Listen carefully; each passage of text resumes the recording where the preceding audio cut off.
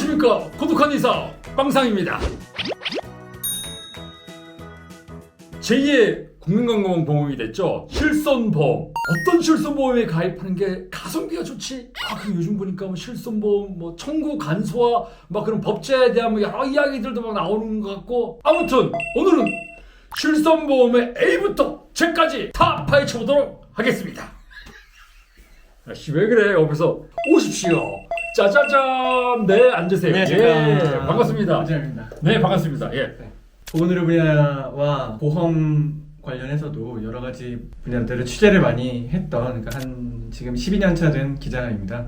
지난주에 실손보험 관련해서 아주 그냥 심층 분석 기사를 내셨더라고요. 그거 보고서 야, 이거 오 기자님을 섭외해서 우리 구독자님들과 이야기를 좀 나눠드려야 되겠다 뭐 이런 생각을 했었는데요. 먼저 실손보험 가입하신 분들이 몇 분이나 되시나요? 전체 인구 자체가 네. 5,160만 정도 되는데 네. 그 중에서 3,977만 명이 가입을 하고 있습니다. 3,997. 80%라고 얘기하죠. 네. 그러니까 지금 어린아이들 빼고 나면 그쵸. 사실상 거의 다. 네, 보험 가입할 수 있는 연령대에는 거의 다 가입했다. 저 같은 경우에는 실손보험에 가입했지만 흔히 말하는 가성비가 안 좋아요. 혜택을 잘 못 보고 있어요. 단도직입적으로 어떤 실손보험 상품에 가입하는 게 가성비가 제일 좋다. 노코멘트 하겠습니다.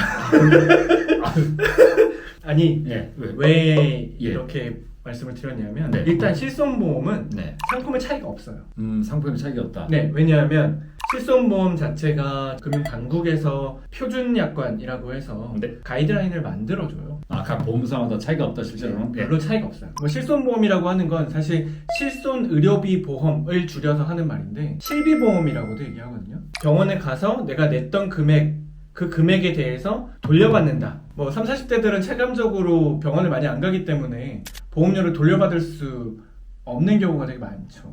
뭐 돌려받을 게 없으니까 사실요. 제가 뭐 어떤 것들이 좋다, 가성비가 이게 좋다 라고 하기는 사실 좀 어렵고, 보험사별로 차이라고 한다면 어떤 특약들을 넣느냐. 특약! 네. 원래 실손보험이라고 하는 것이 네. 비급여 진료비를 일정 부분 보존하기 위해서, 그러기 위해서 가입을 하는 거기 때문에 가장 최소한의 보장 범위를 가지고 있는 네. 실손보험. 이제 가입을 하신다면 4세대, 이전 거 가입을 하신다고 하면 3세대. 아마 지금부터는 4세대 가입하셔야 될 거예요. 그 전에 가지고 계시던 분들은 조금 다양하게 스펙트럼이 되어 있죠. 본인 부담의 비율이 좀 다르고 차이들이 조금 있거든요. 공단 같은 경우에는 특별하게 내가 이 사업을 해서 뭔가 이익을 내가 창출해야지라는 목적의식을 갖고 설립된 기관은 아니잖아요. 그렇죠. 네. 네. 근데 보험회사는 왜 실손보험을 만들었냐?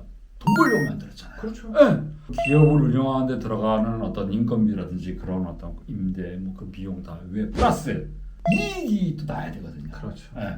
그러니까 내가 실손보험에 10만 원 낼 돈을 이 기능을 똑같이 만약에 건강보험공단에서 이렇게 한다고 하면은 저는 한 7만에서 8만 원만 내도 지금 실손보험 10만 원 내는 그 가치를 공단 조직에서 하지 않을까? 저는 그런 생각을 하고 있습니다. 그래서 정부에서 국민들한테 솔직하게 우리가 어떤 건강보험료를 유지하기 위한 그 재정이 열악하기 때문에 이제 보험해줄 수 있는 그 항목도 한계가 있고 뭐 치료 횟수에 대한 뭐 제한도 두고 막 그러고 있는 실정이잖아요. 그렇죠. 네. 이런 거를 솔직하게 고백을 하고 국가에서 지원해주는 내역을 좀 더 늘려서 좋은 그 의료 서비스를 받도록 하겠다. 물론 이제 국가에서 내는 것도 결국은 다 저희들이 다 내는 세금이죠. 실질적으로는 결국은 돈 나가는 거잖아요. 인간보험회사에 실손보험 때문에.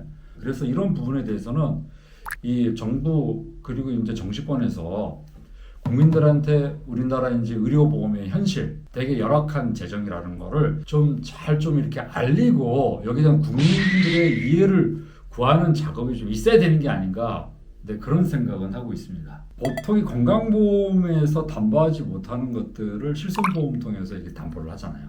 그 매력 때문에 우리가 실손보험에 가입을 하는 건데, 그렇죠. 또 이런 것도 있지 않겠습니까?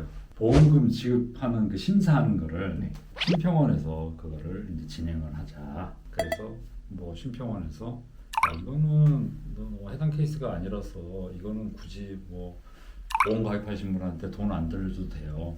이러면은 보험사에서는 우리가 안 주고 싶어서 안 드는 게 아니라 아니 그렇게 부적절하다고 이렇게 판정을 내니까 우리는 주고 싶어도 줄 수가 없어요 라고 해서 본인들이 아주 자연스럽게 면피할 수 있는 구멍이 생기는 것도 있고, 환자하고 의료진이 치료 방법을 뭔가 설정을 하고 이렇게 선택을 해서 이렇게 할 수가 있는데, 외부 기관에 심사가 개입하면서 진료비 청구를 제대로 잘 안 해줘. 뭐 이런 식이 되면은 환자분 입장에서 그래도 경제적인 부분을 고려하는 입장에서 선뜻 의학적으로 그게 필요함에도 불구하고 선택하기가 어려워질 수 있다.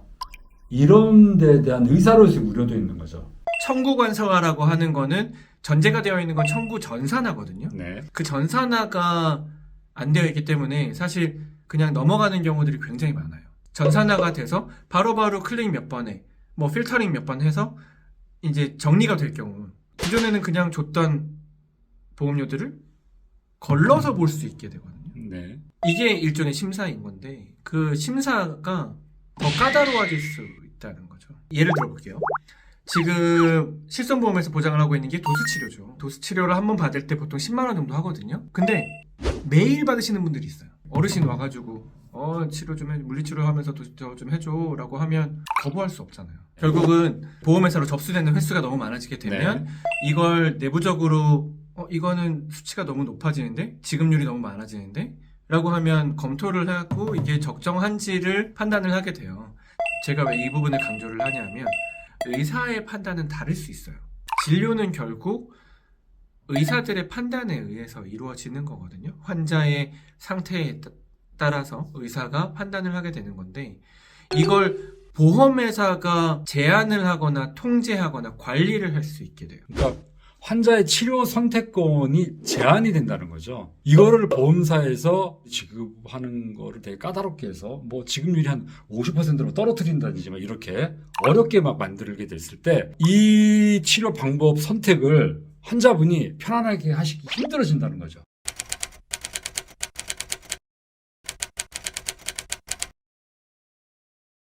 한 가지만 더 말씀하시죠. 말씀드리려고 하는데요. 이 얘기를 할까 말까 고민을 사실 되게 많이 했는데, 좀 반대 입장도 말씀을 드려야 될 것 같아서. 그 비급여가 왜 이렇게 늘어나느냐? 당연히 돈이죠. 의료기관은 어떻게 보면 민간 사업체잖아요. 의사들도 의료기관의 수익을 위해서는 비급여를 지금 현재로서는 늘릴 수밖에 없어요. 왜냐하면 심사 기준 자체가 2번 할 수 있는 거를 한 번으로 줄여놓은 상태이기 때문에, 그러면 받을 수 있는 돈도 못 받는 상황이 돼버리니까. 대부분의 건강보험 진료 자체가 그렇게 되어 있거든요. 수가체계 자체가. 그러다 보니까 할수록 적자가 쌓이는 구조가 되어버리는 거고, 그러다 보니 비급여라고 하는 심사를 받지 않는 혹은 규정에 없는 부분에서 일정 부분 수익을 확보를 해야 적어도 운영이 가능한 정도 혹은 수익을 좀 남길 수 있는 정도가 되는 거고, 여기에서 조금 더 나아가면 수익을 좀 더 많이 내고 싶은 분들이 좀 더 과잉 진료를 많이 하실 수도 있는 거고, 과잉 진료냐 아니냐를 따지는 건 또 좀 다른 문제인 것 같긴 한데요. 하여튼 그러다 보니까 이 비급여라는 거를 보험회사는 통제를 하고 싶어 하는데, 이 통제를 하는 수단이 단순하게 비급여 진료에 대한 통제 혹은 심사를 통해서 그냥 끊어버린다 라고 해버리면 의사들은 살 수가 없는 거예요. 의료기관들은 다 고사를 하는 상황인 거예요. 이 구조 자체를 바꿔줘야 됩니다. 이게 지금 가장 핵심이에요, 사실. 어떻게 바꿔야 됩니까? 건강보험 수가로 진료하고 수익 남길 수 있게 해줘야 돼요. 의료라고 하는 건 필요한 곳에 정확하게 최적의 진료 서비스가 제공이 되어야 되는데, 그 최적의 진료 서비스를 제공할 수 없는 지금 현재 수가 구조를 가지고 있어요. 이게 먼저 선행적으로 바뀌어서 비급여가 없이도 의료기관들이 운영이 가능하게 되면, 사실 양심적인 의사들, 그리고 대부분의 의사들은 아마 비급여를 그렇게 늘리려고 하지 않을 거예요. 그러면 당연히 보험회사들도 비급여 진료에 많이 안 나가니까 뭐 여기에 대한 통제를 해야 된다 말아야 된다 뭐 혹은 뭐 간소화를 해도 크게 뭐 무리는 없을 겁니다. 즉 이 부분이 풀려야 되는 거예요. 이게 안 풀리고 있어서 문제가 되는 거죠. 처음 이제 대한민국에서 건강보험 이 제도가 이제 도입이 됐을 때 많은 사업자들이 이제 여기에 가입하게끔 하고 국민들도 참여하게 하기 위해서 수가는 좀 적게 주고, 그리고 이제 환자들이 내는 어떤 보험료도 좀 적게 하고, 대신에 이제 보험에서 보장해주는 범위도 좀 적고, 이거는 이제 우리가 흔히 삼저라고 하죠. 처음에 어떤 건강보험 설계를 그렇게 하고 나서 여기에 대한 근본적인 어떤 제도의 변화가 없이 계속 이제 땜빵식으로 이렇게 흘러왔죠. 그러다 보니까 이런 문제가 벌어진 게 아닌가 뭐 이런 생각이 드는데요. 방금 이제 오 기자님이 상당히 뼈 때리는 말씀을 해주셨어요. 야, 그냥 노골적으로 의사들 돈 벌려고 비급여 많이 하다 보니까 많이 늘어나는 거 아니야? 그거 진짜 지금 현재 보험 수준 가지고는 제도 영업이 안 되니까 뭐. 제가 봤을 때는 반은 맞고 반은 틀리는데요. 제가 왜 이 말씀을 드리냐면은 어마무시하게 내가 잘 살고 싶어, 내가 재벌이 되고 싶어, 그래서 의사 된 거 아니잖아요. 뭔가 내가 의사로서의 그 갖고 있는 어떤 우리가 직업적 어떤 자부심 뭐 그런 게 좀 있어요. 그러니까 내가 치료를 해서 환자분이 좋아지잖아요. 그때는 그 어마무시한 희열감이 있습니다. 제가 이 말씀 왜 드리냐면요. 우리가 치료 방법을 선택을 할 때 현 체제 내에서의 우리가 보험 진료 딱 항목이 다 정해져 있잖아요. 그러면은 여러 치료 방법 중에서 이게 제한이 되는 치료 항목들이 많이 있어요. 비급여 시술이, 비급여 치료가 이 환자분한테 필요해 라는 부분들이 상당히 있거든요. 지금 우리 현실에서. 오 기자님도 너무 잘하실 거 아닙니까? 그러니까 이러한 어떤 의료진과 환자분의 어떤 필요에 따른 치료 선택권이라는 게 있는데 이런 것들이 제한받아서는 안 된다. 그래서 제가 지금 같은 방향으로 실손보험 청구 간소화가 진행돼서는 안 된다는 걸 제가 이제 말씀을 좀 드리는 겁니다. 예. 여기에 대해서 그래도 막 제가 혼자서 막 떠들고 이야기를 하면은 의사니까 그래도 예전에 의사협회도 있었으니까 저렇게 말하는 거지라고 혹시 오해하실까봐 그래도 가장 객관적으로 이 관련된 이야기를 해줄 수 있는 오 기자님 모시고 제가 오늘 이렇게 말씀을 이렇게 나누게 됐죠. 네. 이상 고독한 의사 빵상이었습니다. 1시간 전보다 행복한 지금 되십시오. 감사합니다.